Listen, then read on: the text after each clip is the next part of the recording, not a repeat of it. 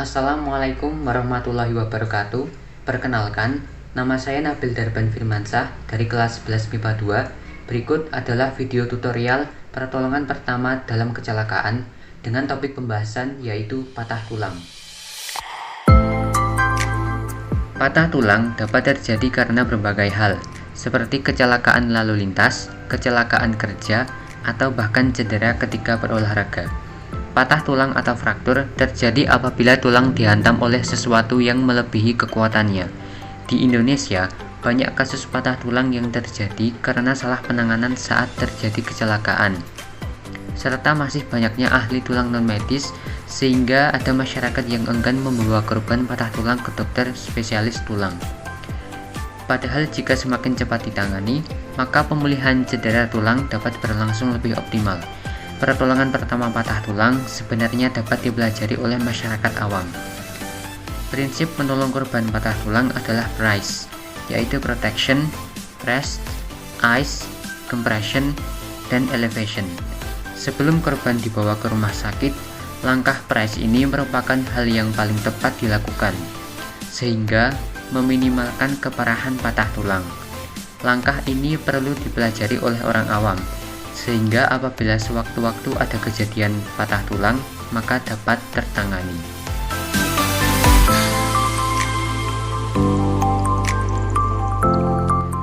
Alat dan bahan yang diperlukan antara lain: 1. Botol berisi air dingin yang fungsinya untuk pengompresan.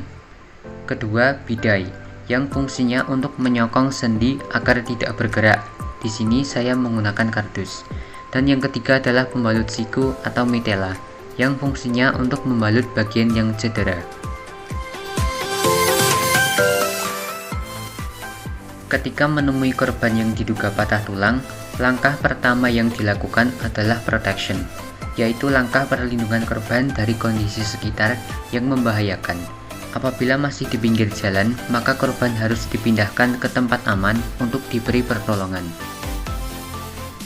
Berikutnya adalah rest, yaitu mengistirahatkan korban sekaligus memeriksa lokasi yang diduga patah tulang. Hal ini dapat dilakukan dengan cara menanyai korban bagian mana yang terasa sangat nyeri dan diamati perubahan bentuk yang terjadi.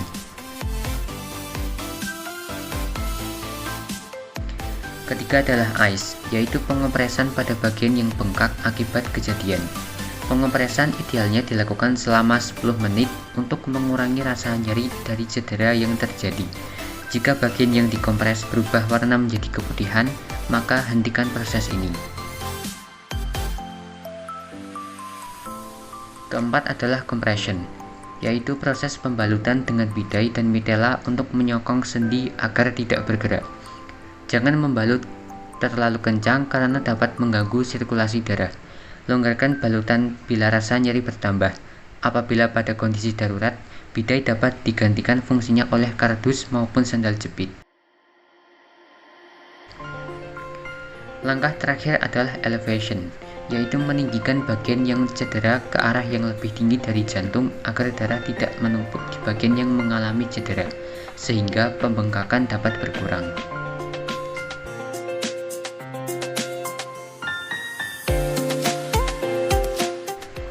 Tujuan dari pertolongan pertama pada patah tulang yaitu 1.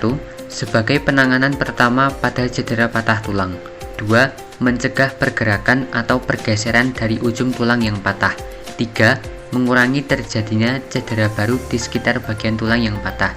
Dan yang keempat, untuk mengistirahatkan anggota badan yang cedera.